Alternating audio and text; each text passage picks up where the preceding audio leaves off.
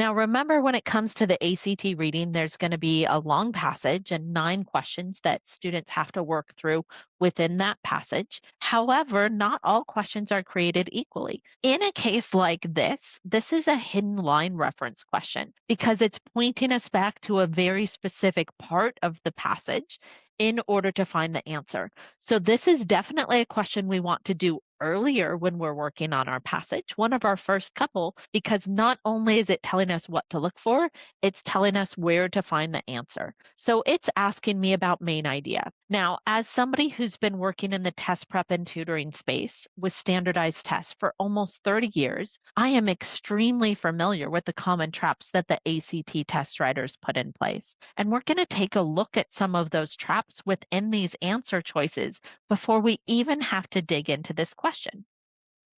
One of the common traps is some opinion based or language that can be a bit ambiguous. If I were to say chocolate can take on a variety of shapes and flavors, how would you describe variety? Would it be the exact same way somebody else would describe variety? Does variety mean 3 choices? Does variety mean 20 choices? Does variety mean 50 choices? If not every single person is going to define the word variety in the same way, it cannot be part of our answer choice unless our text specifically says it's a variety and copying it over word for word. But guess what? It doesn't do that. All right, let's take a look at our next answer choice. I've got a person coming into play. I can be on the lookout for him. He's changing what people think about chocolate work. Okay, very broad, general, neutral answer choice. I'm okay with that for right now. And then I'm looking at C. Ooh, I've got this big attractive word that the test writers want us to focus in on here.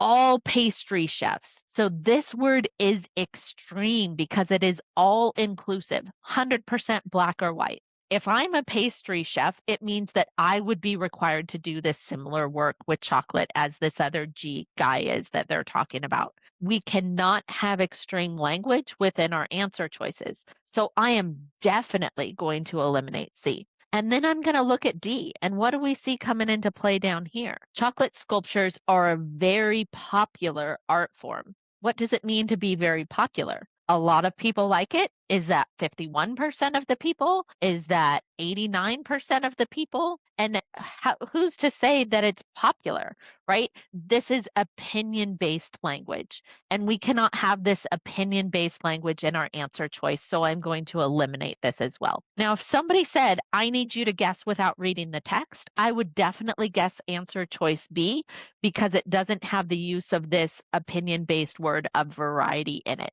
Now, variety can be a little bit neutral, and I can pay closer attention to how it's used in the text and come back and take a look at just my first 2 sentences to help me look. Chocolate is a sweet treat that can come in many forms, including bars, kisses, chunks, eggs, and even balls. Okay, that is lots of different forms. I'm not quite sure yet if it's enough to tell me that it's a variety and it's talking about forms, but it's not necessarily talking about flavors. Ooh, the test writers are getting very tricky there on us in terms of how they're trying to distract us. It's telling me it comes in forms, which could be shapes, but it doesn't say anything about flavors. And then in my next sentence, I can see it's talking about one chef and pushing the limits. Now, again, you can waste your time and you can choose to come through and read more of this if you wanted to.